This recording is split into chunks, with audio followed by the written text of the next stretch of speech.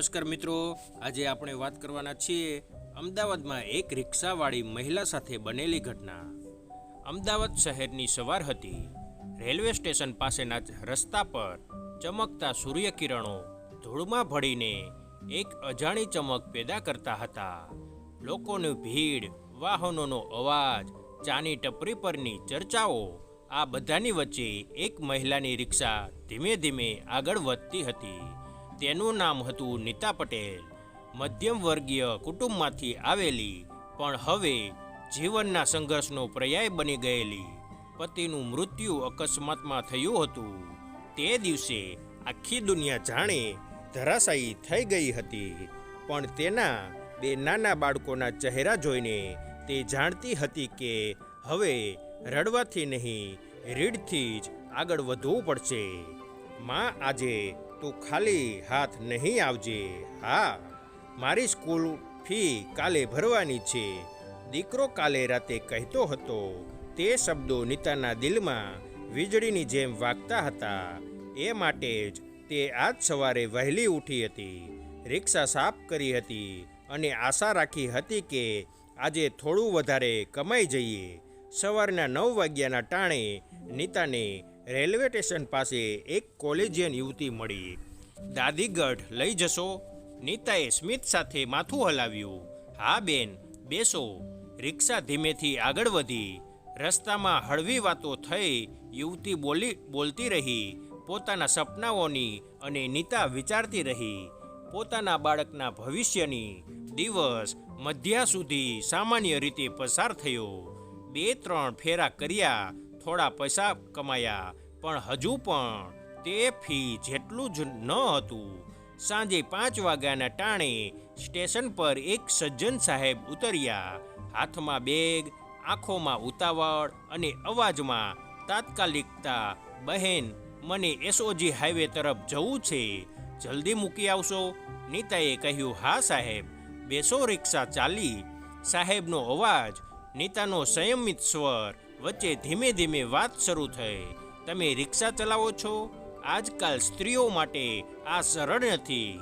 નીતાએ હળવેથી હસીને કહ્યું. સાહેબ, જીવન ક્યારે સહેલું હોય છે. મારે પાસે વિકલ્પ નહોતો. પતિ નથી, 2 બાળકો છે, તેમને ભણાવવાનો ઈરાદો રાખ્યો છે. એ માટે જ આ રિક્ષા મારી સાથી છે.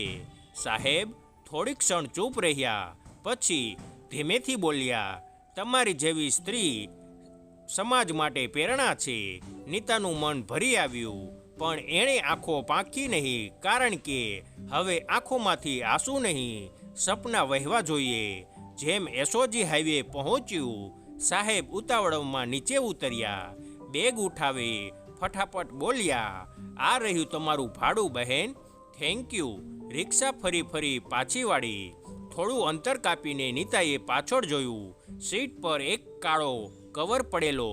તે ખોલ્યું તો અંદર ₹40,000. તેના હાથ કંપી ઉઠ્યા. મગજમાં તરત 2 અવાજ આવ્યા. એક કહેતો, આ ભગવાને મોકલેલા પૈસા છે, બાળકો માટે ઉપયોગ કર. બીજો અવાજ કહેતો, ના નીતા, આ તારા નથી, જેનું છે એને પરત આપ. તેની આંખોમાં સંતાનોના ચહેરા તરછોડી ગયા, પણ અંતરમાં ઈમાનદારીની ઝલક વધુ તેજ બની ગઈ. મારા બાળકોને ભણાવવાની વાત કરી હતી ને, એ ભણતર ઈમાનદારીથી જ થવું જોઈએ, એણે મનમાં કહ્યું. આગળના દિવસે સવાર ઉગતા જ નીતા પોતાના બાળકોને સ્કૂલ મોકલે છે. હાથમાં ચાનો કપ અને મનમાં વિચારનો વંટોળ. કાલના એ સાહેબ, એ પૈસા શું કરવું જોઈએ? તે રૂમના ખૂણે રાખેલી તે કાળી થેલીને જોઈએ છે. ₹40,000. બાળકના સ્કૂલ ફી, ઘરનું ભાડું, દૂધની દુકાનના ઉધાર, બધું એક સાથે યાદ આવે છે. પણ પછી એણે પોતાના પતિનો ફોટો જોયો. ફોટો સામે નીતાએ હાથ જોડ્યા. તમે હતા તો ક્યારે ખોટું પગલું ભરવા દીધું નથી. આજે પણ તું મારી સાથે છે ને? તેને ખબર પડી ગઈ કે તેને શું કરવું છે. તે હાથમાં થેલી લીધી અને સીધી એસઓજી હાઈવે તરફ રિક્ષા દોડાવી. એસઓજી હાઈવે પર ઊંચી બિલ્ડિંગ સામે રિક્ષા અટકાવી. તેના દિલની ધડકન તેજ હતી. અંદર ગાર્ડે પૂછ્યું, કોઈને મળવું છે? નીતાએ ધીમેથી કહ્યું, હા, કાલે જ એક સાહેબ મારી રિક્ષામાં આવ્યા હતા. એમના પૈસા ભૂલાઈ ગયા હતા, એ આપવા આવી છું. ગાર્ડ હસી બોલ્યો, મેડમ, કેટલા રૂપિયા છે? 40,000. નીતાએ નિર્ભય અવાજમાં કહ્યું. તુરંત અંદરથી 2-3 કર્મચારી આવ્યા. એક બોલ્યો, આવો, હું લઈ લઉં, સાહેબ વ્યસ્ત છે, તમે જઈ શકો. પણ નીતાએ થોડી હિંમત સાથે કહ્યું, ના ભાઈ, પૈસા મેં સાહેબને આપવાના છે, એમને પોતે હાથે આપીશ. કર્મચારીને થોડું આશ્ચર્ય થયું.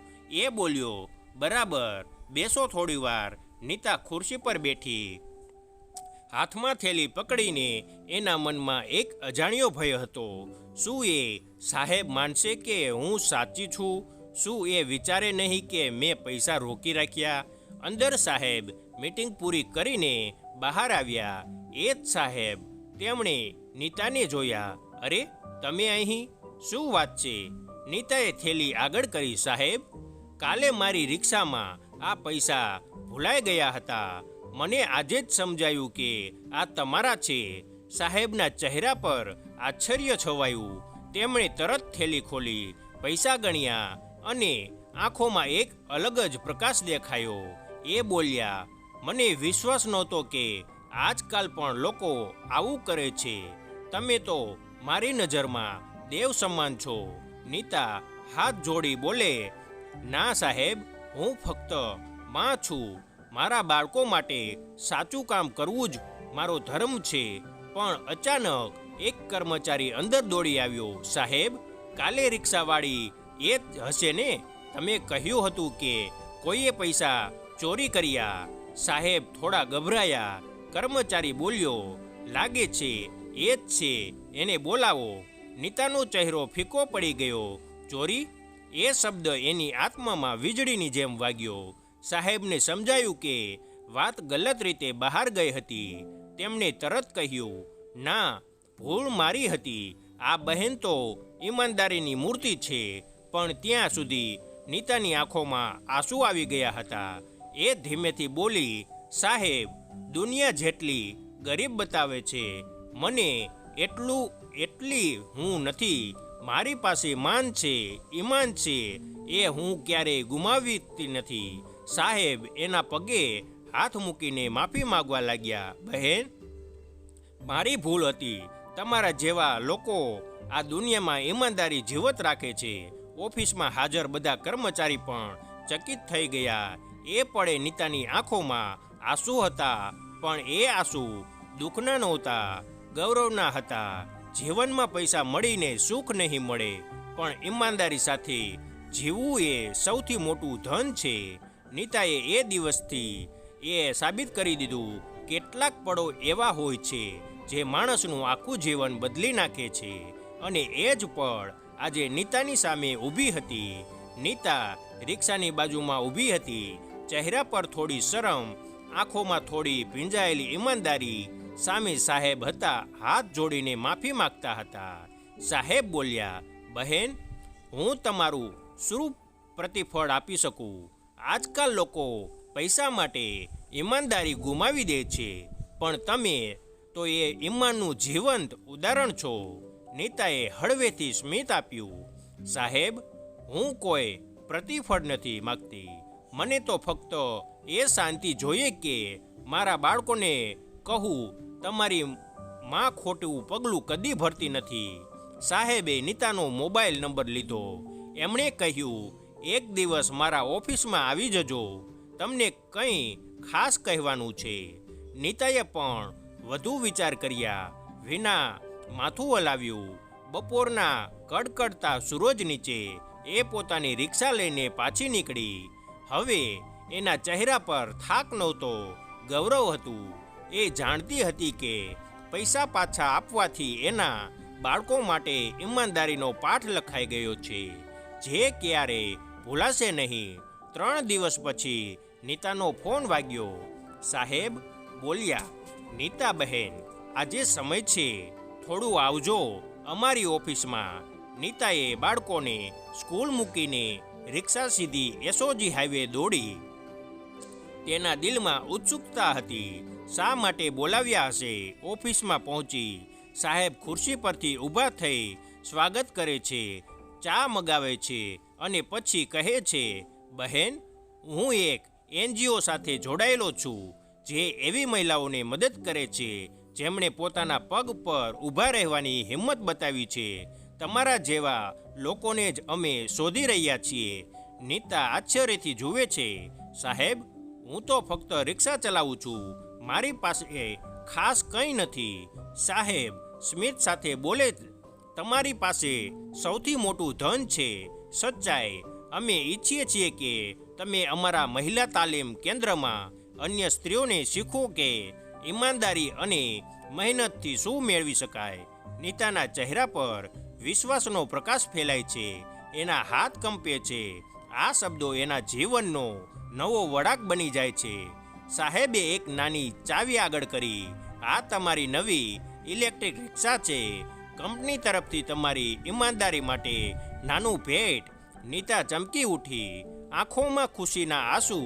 સાહેબ, હું લાયક નથી. આની લાયક તો તમે સૌથી વધુ છો. સાહેબ બોલ્યા, કારણ કે તમારું હૃદય સૌથી સ્વચ્છ છે. એ પળે નીતાના હાથમાં ચાવી નહોતી, એના સપનાઓની કુંજી હતી. તે જાણતી હતી કે હવે એ રિક્ષા ફક્ત વાહન નહીં, એની જિંદગીની નવી શરૂઆત છે. નીતા રસ્તે ચાલતી હતી. પવનમાં એની સાડી ઉડતી હતી. આંખોમાં ચમક હતી.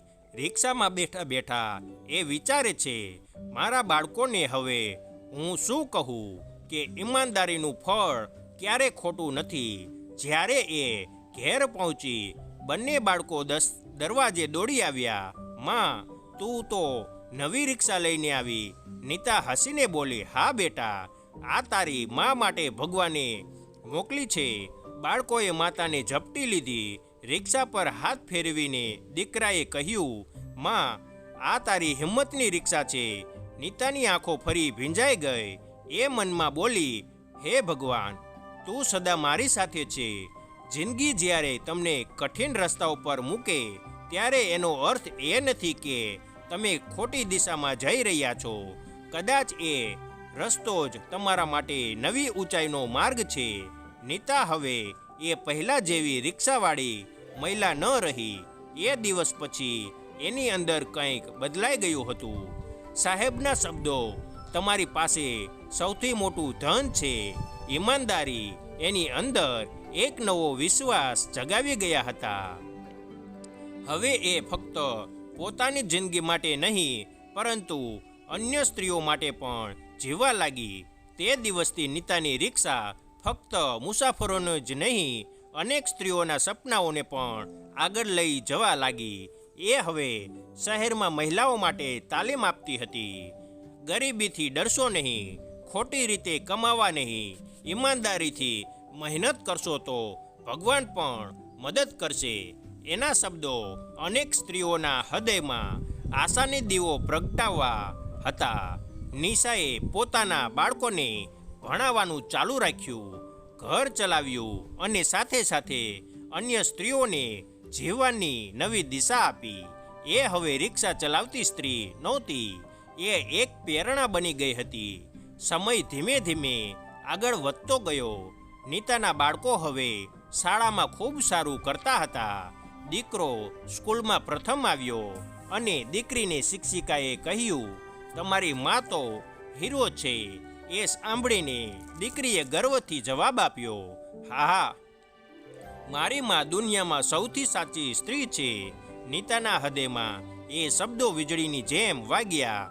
ખુશીના ચમક સાથે તેને લાગ્યું કે જીવનમાં જે ગુમાવ્યું હતું એ બધું ધીમે ધીમે પાછું મળી રહ્યું છે. એણે નક્કી કર્યું કે હવે પોતાના નાના ઘરનું સ્વપ્ન પૂરું કરવું છે. રોજની કમાણીમાંથી થોડું થોડું બચાવતી રહી. સાહેબ પણ વારંવાર મદદ કરતા, ક્યારેક સલાહ આપતા, ક્યારેક પ્રોત્સાહન. આખરે ઘણા મહિનાઓ પછી એ દિવસ આવ્યો જ્યારે નીતાએ પોતાના ઘરની ચાવી હાથમાં લીધી. એ ઘર મોટું નહોતું, પણ એના માટે સ્વર્ગ જેવું હતું. દિવાલો પર બાળકોએ રંગબેરંગી હાથના છાપા કર્યા અને દરવાજા ઉપર નીતાએ નાનકડી પાટિયા લગાવી માનનું મકાન, ઈમાનથી બાંધેલું ઘર. એણે કહ્યું, આ ઘર પૈસાથી નથી બન્યું, એ ઈમાનથી બન્યું છે. સાંજે એ ઘર સામે બેસીને નીતાએ ચા પીતી હતી. એના બાળકો બાજુમાં રમતા હતા. એણે આકાશ તરફ જોયું અને ધીમેથી કહ્યું, પતિજી, આજે તમારા સ્વપ્નો પૂરા થયા. તમારા બાળકો ભણે છે અને તમારી નીતા હવે કોઈની મદદથી નહીં, પોતાના હિંમતથી જીવે છે. પવન હળવો ફૂંકાયો, સાડીનું પલ્લું ઉડ્યો અને એવું લાગ્યું કે આકાશ પણ એનું આશીર્વાદ આપી રહ્યો છે. નીતાની વાર્તા ફક્ત એક સ્ત્રીની કહાની નહોતી, એ દરેક એવી સ્ત્રીનું પ્રતિબિંબ હતી જે સંઘર્ષ કરે છે, તૂટે છે, પણ ફરી ઊભી થાય છે. જીવનની રસ્તા પર એ રિક્ષા હજુ પણ ચાલે છે, પણ હવે એ ફક્ત મુસાફરોને નહીં, ઈમાનદારની વાર્તાની આગળ લઈ જાય છે. એ રિક્ષાના પાછળ લખેલું છે, સચ્ચાઈ ધીમી હોય છે પણ પહોંચે ચોક્કસ. અને ખરેખર નીતાએ સાબિત કરી દીધું કે સાચી મહેનત અને ઈમાનદારી ક્યારેય ખાલી હાથ નહીં રહે. મિત્રો, આ વાર્તા કાલ્પનિક છે, જે લેખકના વિચારો દ્વારા આની રચના કરવામાં આવી છે. આવા જ નવા જીવન ઉપયોગી વિડીયો જોવા માટે અમારી ચેનલ સાથે બન્યા રહેજો. અમારી ચેનલને સબસ્ક્રાઈબ કરી દેજો. થેન્ક યુ મિત્રો. મળીશું આપણે એક નવા વિડીયો સાથે. તમારો ખૂબ ખૂબ આભાર.